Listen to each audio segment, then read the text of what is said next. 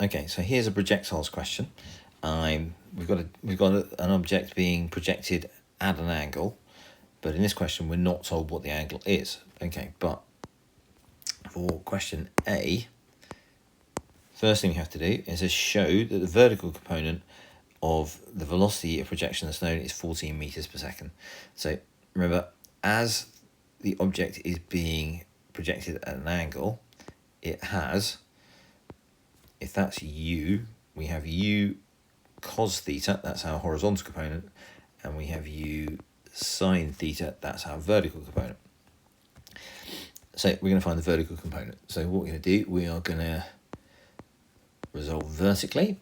Okay, so we've got S U V A T as we're looking at motion. So we are going to look at this point when the object is at its maximum. So we know when an object's at its maximum point, then V is equal to 0. We know that U is the initial speed, and we know that it's going to reach 10 meters at its maximum. And the acceleration, the only thing that's going to be happening is gravity is working against it, and we want to know what t is. Right. Okay. So, oh no, not t, not this time. We want to work out exactly what u is. Right. So, to do that, we are going to use v squared equals u squared plus 2as. Okay, well, v squared is 0. U squared is the thing we want. We're going to have plus 2 times a, which is minus 9.8, times s, which is 10.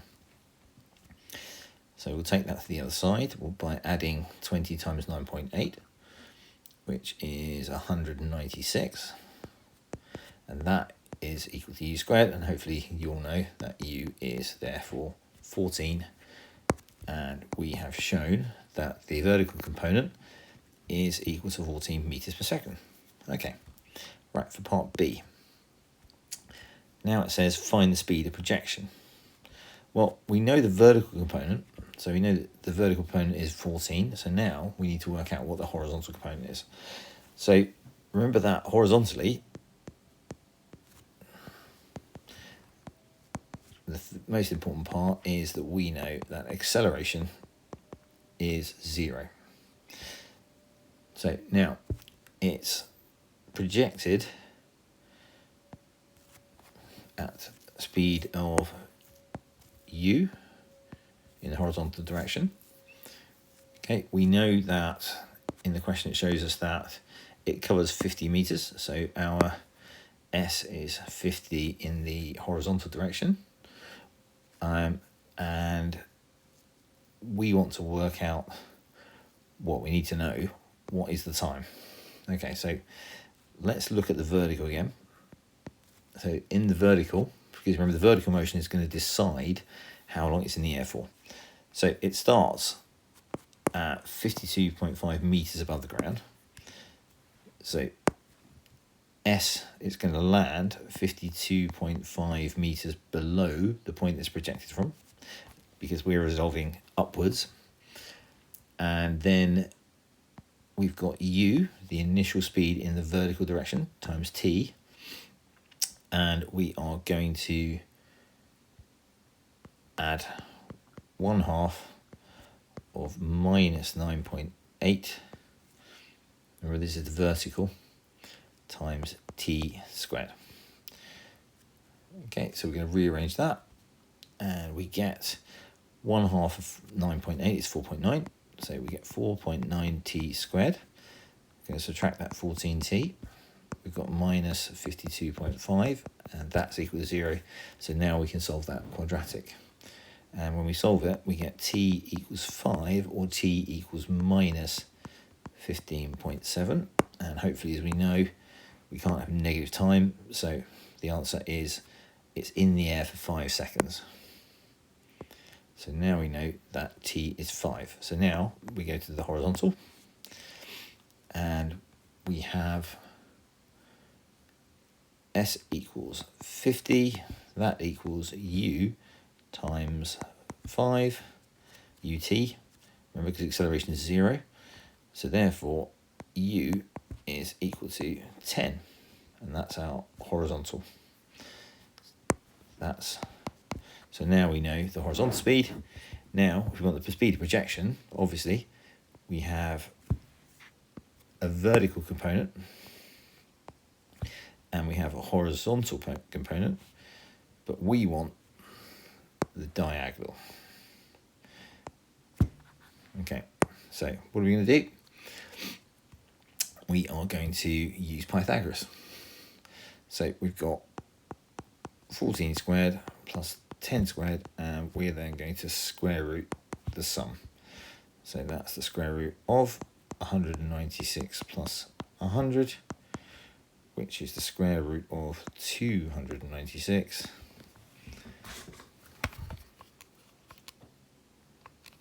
And the square root of 296 is 17.2 meters per second. Okay, so now we're left with C. Now this is the tricky one. So now it says find the time after projection. So we're looking for a time when the stone is moving parallel to OB. So OB is the point of projection is there. Right, so what we're going to do, we're going to think about this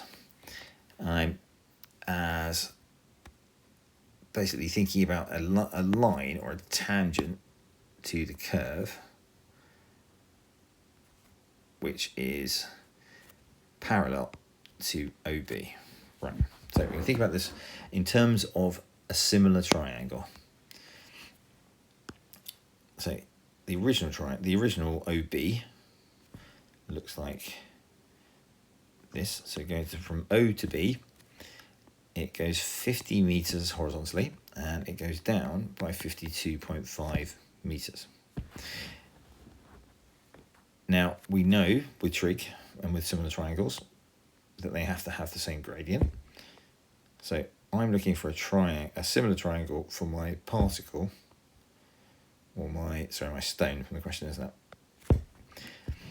that's moving the same thing. Now, imagine this is movement, because our stone is actually moving, whereas OB is a static. So if I have an object that only has speed in the horizontal direction, but in the vertical direction, it has no speed, then it will only move in the horizontal direction. If I have an object that has no horizontal speed, but it has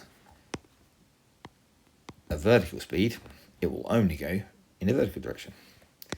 If I have an object that has horizontal and vertical speed, it will move in a diagonal. So we're going to use speed. So I know that from my calculations, my horizontal speed is 10 meters per second, and that's not going to change. That's going to be constant because there's no acceleration or deceleration in the horizontal. So now I've got, all I need to do is find out what vertical speed would mean that it's moving at the same angle as the as my original triangle, which basically gives me OB. Okay, so there's a couple of ways we can do this. What I can do, I could rearrange these. I could basically say that 52.5 over 50 is equal to something over 10. Okay. And then that means that 525 over 50 equals my thing, the vertical speed that I don't know.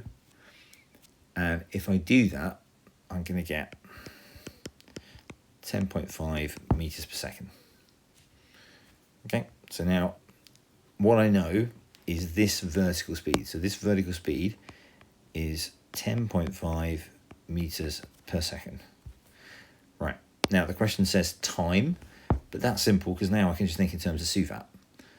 So remember, this is moving downwards because it's going down parallel with OB. And I can just say, well, V equals U plus AT. I know that my downward speed for it to be parallel is 10.5. I know that the initial speed was 14 in the vertical direction. Remember, that was what we found. And as I'm resolving down this time, that means that I'm going to have negative 14 for my initial speed. And this time, as we're going down again, it's a plus 9.8 times t. And now if we work that out, I've got 24.5 equals 9.8 t, and therefore t equals 2.5 seconds. So we'll see the same thing when we look at vectors, but remember basically when an object is moving, it's a balance of the speed that basically decides its direction. Each second it moves 10 in the horizontal, and I need it to move in a ratio vertically so that I get the same angle.